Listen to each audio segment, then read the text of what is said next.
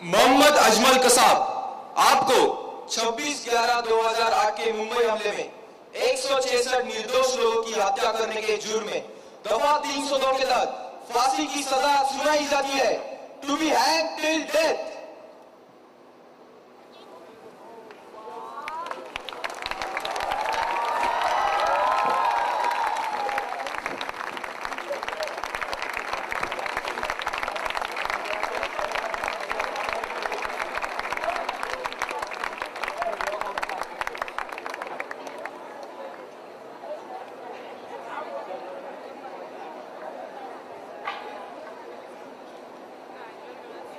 कसाब आणि त्याचं सायकोसिस हे फक्त निमित्त होतं.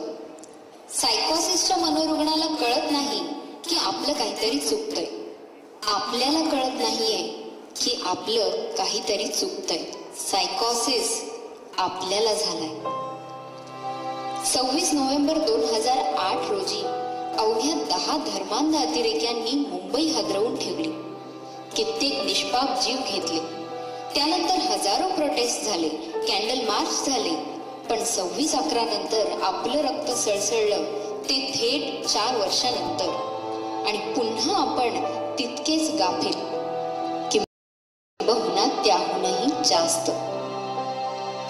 देशाच्या राजधानी दिल्लीमध्ये वासनेच्या जळत्या आगीत एक उमलती कळी जळून खाक झाली. मानवतेनं शर्मेनं मान खाली घातली आणि क्रौर्यही स्तब्ध झालं. या सगळ्यात आपण काय केलं? फेसबुकवर लाईक करणं एवढीच आपली लायकी. भ्रष्टाचाराच्या वाळवीनं पोखरलेल्या देशाला वाचवण्यासाठी अण्णांनी आंदोलनाचं वादळ आणलं. पॉप्युलॅरिटी कोशंट संपला आणि हे वादळ शांत झालं.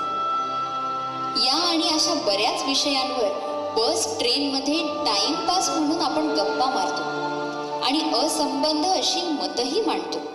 पण जेव्हा मतदानातून मत मांडण्याची वेळ येते तेव्हा आपल्यासारखा एज्युकेटेड क्लास मतदानाची सुट्टी हा एक्सटेंडेड वीकेंड म्हणून लोणावळ्याला जातो. कितीही भयानक घटना घडली तरी निर्लज्जपणे आपण दुसऱ्या दिवशी कामाला लागतो आणि आपल्या शुंभपणाला स्पिरिट ऑफ मुंबईच्या नावाखाली लपवण्याचा प्रयत्न करतो. जोपर्यंत आपल्यासोबत काही घडत नाही तोपर्यंत आपण तडफडत नाही. आणि जेव्हा आपल्यासोबत घडतं तेव्हा फक्त आपण एकटेच तडफडतो. या देशाची स्त्री या देशात सुरक्षित नाही. स्त्रीच काय, संरक्षण व्यवस्थाही सुरक्षित नाही.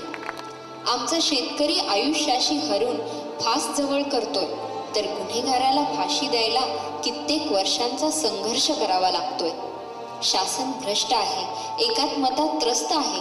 कितीही संकट, कितीही घुसमट, कितीही असहाय्यता, सगळीकडून जेव्हा कोंडी होते तेव्हा आपसुकच माणूस भगवंताकडे पदर पसरतो. कमरेवर हात ठेवून धीर देणाऱ्या त्या विठुरायाला एवढंच मागणं, छंद तुझा लागो मला विठुराया, चित्त माझे राहो सदा तुझ्या पाया, मागे पुढे उभा राहा सांभाळीत, आली या संकटा निवाराया.